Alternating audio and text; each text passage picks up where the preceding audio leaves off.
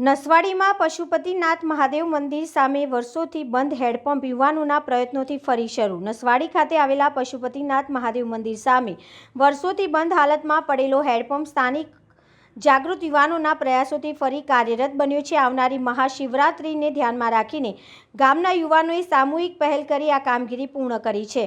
મળતી માહિતી મુજબ મહાશિવરાત્રિના પવિત્ર તહેવાર દરમિયાન મંદિર ખાતે મોટી સંખ્યામાં ભક્તો ઉમટતા હોવાથી પાણીની જરૂરિયાત વધે છે।